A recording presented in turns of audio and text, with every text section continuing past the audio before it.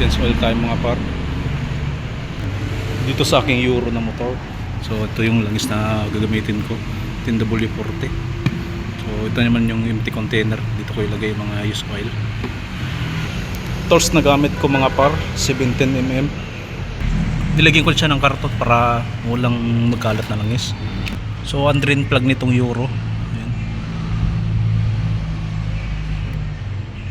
Nakapwesto ko dapat sa left side. Tapos ito yun. Ayan. Tapos ang pagtanggal nyan, so ikot lang din sa pakaliwa, counterclockwise. Ginamitan ko siya ng tubo kanina para mabilis tanggalin. Medyo malambot na. Ito yung gamit kong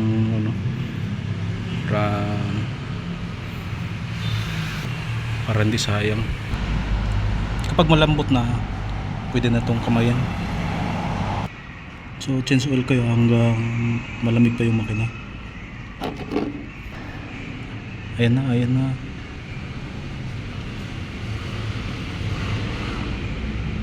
Ayan na. Ayan na. Mulo na.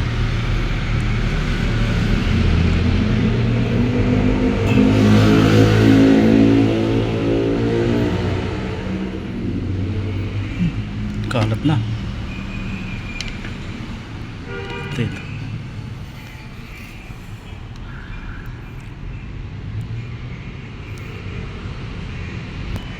Tapos para ma-drain lahat, pwede nyo yung bugahan ng hangin. Buksan natin yung drain, lipstick para mabugahan ng hangin. Tapos linisan din yung drain plug. Yung pangbuga ng hangin para dito. Gawin nyo lang to. Papel. Tapos ihipan nyo.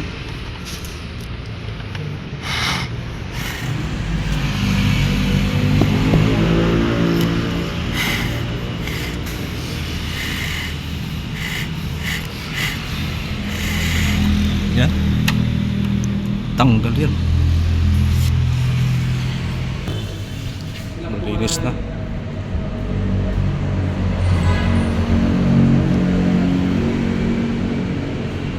Linis na yung drain plug.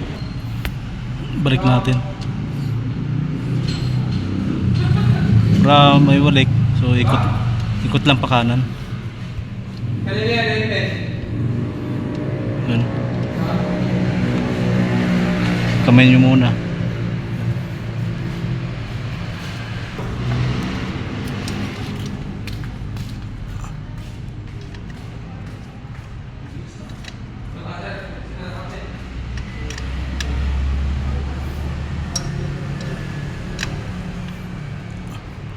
Gagamit tayong imbudo par. Sige. Wala na oh. Dito natin lagay yung imbudo. Look na. Sabi ko na.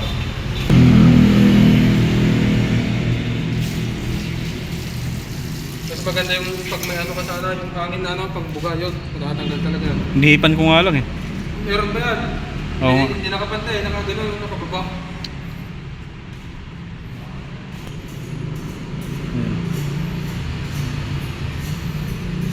Na.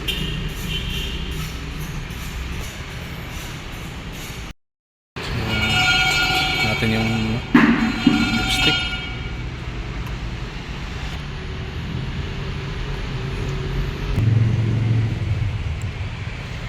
Tapos bumay natin.